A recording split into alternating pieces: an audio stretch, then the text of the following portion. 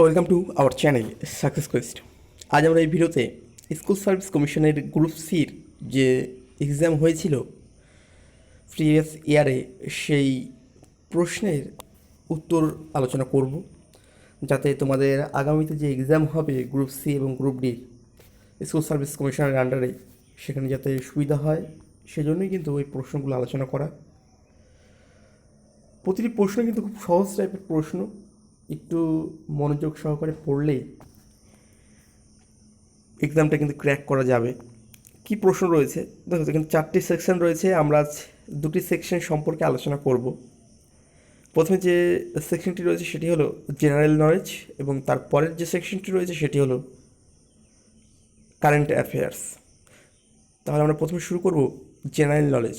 General নলেজের যে 15টি প্রশ্ন রয়েছে সেই 15টি প্রশ্ন আমরা আগে দেখব, তারপরে আমরা দেখব যে কারেন্ট অ্যাফেয়ার্সের 15টি প্রশ্ন। ঠিক আছে, আজকের যে প্রথম প্রশ্ন সেটি হলো ভিক্টোরিয়া জলপ্রপাত যেখানে অবস্থিত। এখানে কিন্তু 4টি অপশন রয়েছে। Option A Russia, option B Australia, option C Africa, option D Brazil. এর সঠিক উত্তরটি হবে আফ্রিকা। আফ্রিকাতে এই ভিক্টোরিয়া জলপ্রপাত রয়েছে। যে গ্যাসটি সর্বাধিক মাত্রায় বায়ুতে উপস্থিত সেটি হলো, এখানেও 4টি অপশন রয়েছে, oxygen, nitrogen, hydrogen, carbon dioxide. এর সঠিক উত্তরটি হবে নাইট্রোজেন। পরবর্তী প্রশ্ন দেখব,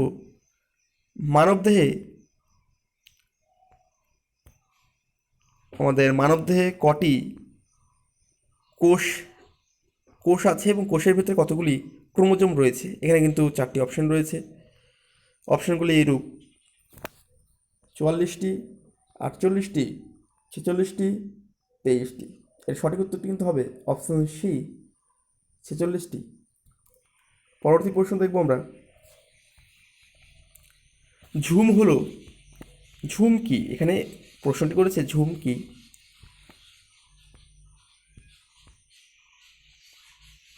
অপশনগুলি এমন রয়েছে: একটি লোকনৃত্য, একটি নদীর নাম, একটি উপজাতি, একটি চাষের পদ্ধতি।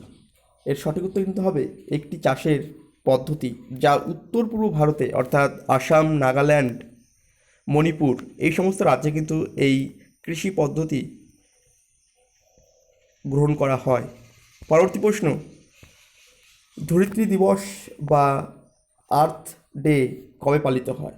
ঠিক আছে, 4টি অপশন রয়েছে: 5ই জুন, 22শে এপ্রিল, 16ই সেপ্টেম্বর, 12ই মে। এর সঠিক কিন্তু উত্তরটি হবে 22শে এপ্রিল।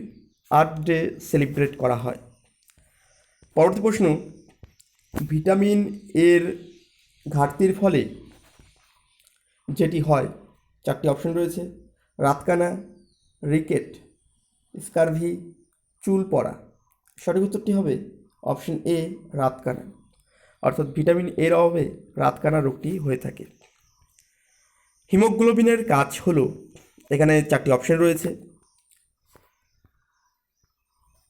অক্সিজেন পরিবহন করা, ব্যাকটেরিয়া ধ্বংস করা, রক্তাল্পতা রোধ করা, শক্তির ব্যবহার করা। এর সঠিক উত্তরটি হবে অক্সিজেন পরিবহন করা। হিমোগ্লোবিন মাধ্যমে রক্তের মধ্যে দিয়ে আমাদের কিন্তু অক্সিজেন পরিবাহিত হয়।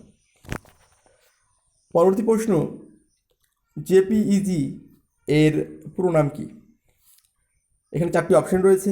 এর সঠিক উত্তরটি হবে option C joint photographic experts group. পরবর্তী প্রশ্ন, আলফ্রেড নোবেল উদ্ভাবন করেছিলেন, অর্থাৎ কি তৈরি করেছিলেন? এখানে 4টি অপশন রয়েছে: X ray, diesel engine, dynamite, dynamo. এর সঠিক উত্তরটি হবে অপশন সি ডাইনামাইট। এই ডাইনামাইট কিন্তু আলফ্রেড নোবেল তৈরি করেছিলেন। তারপরেই কিন্তু তিনি বুঝতে পেরেছেন যে তিনি একটা ভয়ঙ্কর অস্ত্র তৈরি করে ফেলেছেন। তারপরেই তিনি যে নোবেল পুরস্কার, সেই নোবেল পুরস্কার কিন্তু তারপরের থেকেই দেওয়া শুরু হয়। পরবর্তী প্রশ্ন, মাউন্ট এভারেস্ট ড্যাশে অবস্থিত। 4টি অপশন রয়েছে। এর সঠিক উত্তর আমরা সকলেই জানি, অপশন সি নেপাল। নেপালে কিন্তু এই মাউন্ট এভারেস্ট অবস্থিত।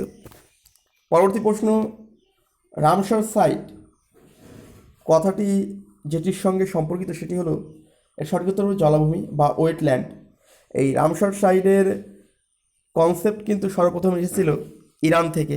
ইরানের রামসার রামসার বলে একটি জায়গায় এই জলাভূমি সম্পর্কিত আলোচনা নিয়েই এই বিষয়টি রয়েছে। পরবর্তী প্রশ্ন,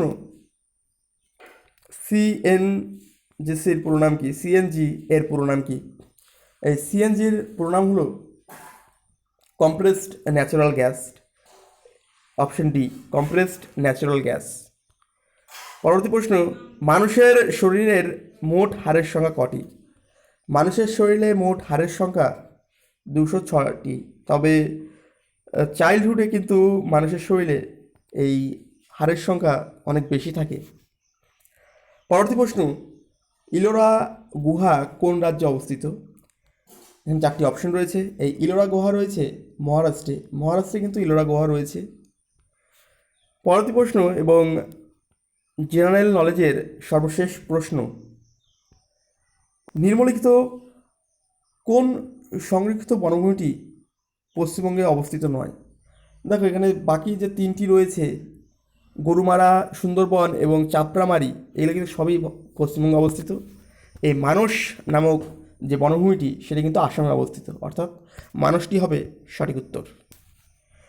পরবর্তী যে সেকশনটি রয়েছে সেটি হলো কারেন্ট অ্যাফেয়ার্স। কারেন্ট অ্যাফেয়ার্সের 15টি প্রশ্ন রয়েছে। চটপট এই 15টি প্রশ্নের উত্তর আমি বলে দিচ্ছি। প্রথম প্রশ্ন কি রয়েছে, আনন্দমঠ গ্রন্থের লেখক হলেন? এই আনন্দমঠ গ্রন্থটি লিখেছিলেন বঙ্কিমচন্দ্র চট্টোপাধ্যায়। পরবর্তী প্রশ্ন, এর মধ্যে কোন দেশ গ্রীষ্মকালে ক্রিসমাস উৎসব পালন করে? উত্তরটি হবে 17 ডি, অস্ট্রেলিয়া। অস্ট্রেলিয়াতে গ্রীষ্মকালে ক্রিসমাস উৎসব পালিত হয়। পরবর্তী প্রশ্ন, কোন জাতীয় নেতা 2014 সালে মরণোত্তর ভারতরত্ন সম্মানে ভূষিত হয়? এর সঠিক উত্তরটি হবে অপশন ডি, মদন মোহন মালব্য। তেলেঙ্গানা রাজ্যটি গঠিত হয়েছে যে সালে তা হলো, এর সঠিক উত্তরটি হবে 2014। অন্ধ্রপ্রদেশ রাজ্য ভেঙে কিন্তু তেলেঙ্গানা রাজ্য গঠিত হয়েছে। পরবর্তী প্রশ্ন, নিম্নলিখিত বিজ্ঞানীদের মধ্যে কে আপেক্ষিকতাবাদ তত্ত্বের সঙ্গে জড়িত? অর্থাৎ থিওরি অফ রিলেটিভিটি, এই থিওরিটি দিয়েছিলেন আইনস্টাইন। Option C. পরবর্তী প্রশ্ন, 26শে নভেম্বর 2014 সালে 18তম সার্ক শীর্ষ সম্মেলন অনুষ্ঠিত হয় কোন শহরে? এখানে কিন্তু 4টি অপশন রয়েছে। এর সঠিক উত্তরটি হবে কাঠমান্ডু। নেপালের কাঠমান্ডুতে শেষবারের মতো এই সার্ক সম্মেলন হয়েছিল। তারপরে কিন্তু আর কোনো ধরনের সার্ক সম্মেলন এই পর্যন্ত হয়নি। পরবর্তী প্রশ্ন, আগস্ট 13, 2014 সালে পরিকল্পনা কমিশনের বদলে যে সংস্থা স্থাপিত হয়েছে তা হলো, এখানে 4টি অপশন রয়েছে। উত্তরটি হবে নীতি আয়োগ, অর্থাৎ national institution for transforming India Aayog. NITI Aayog কিন্তু ইন্ডিয়ান প্ল্যানিং কমিশনকে রিপ্লেস করেছিল 2014 সালে। পরবর্তী প্রশ্ন, ভারতের একমাত্র পরমাণু অস্ত্রবাহী অন্তর্মহাদেশীয় ক্ষেপণাস্ত্র হলো, এর সঠিক উত্তরটি হবে কিন্তু ব্রাহ্মস। এই ব্রাহ্মস কিন্তু রাশিয়া এবং ভারতের যৌথ একটি প্রজেক্ট। পরবর্তী প্রশ্ন, কোনটি দেশের 13তম মুখ্য বন্দর? অর্থাৎ 13তম মুখ্য বন্দর সেটি হবে পোর্ট ব্লেয়ার, যা আন্দামান নিকোবর দ্বীপপুঞ্জে রয়েছে। পরবর্তী প্রশ্ন আমরা দেখব, রজার ফেডেরার যে খেলার সঙ্গে যুক্ত, এই রজার ফেডেরার কিন্তু যুক্ত রয়েছে টেনিসের সঙ্গে। পরবর্তী প্রশ্ন, নাসার মহাকাশযান যেটি বৃহস্পতির চারিধারে প্রদক্ষিণ করছে তার নাম কি? অর্থাৎ নাসার একটি স্যাটেলাইট যেটি বৃহস্পতি গ্রহের চারিপাশে ঘুরছে সেটি হলো জুনো। এই জুনো কিন্তু বৃহস্পতির চারিপাশে ঘোরে। পরবর্তী প্রশ্ন, মহেঞ্জোদারো ধ্বংসাবশেষ কে আবিষ্কার করেন? এই মহেঞ্জোদারো ধ্বংসাবশেষ আবিষ্কার করেছিলেন জন মার্শাল।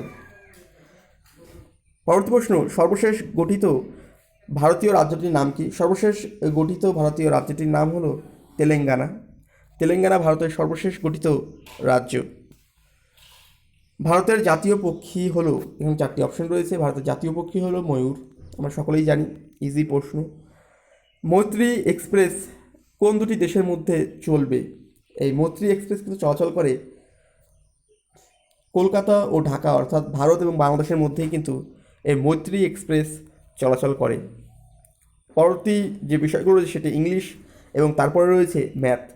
এই দুটো বিষয় নিয়ে আমরা পরবর্তী ভিডিওতে আলোচনা করব।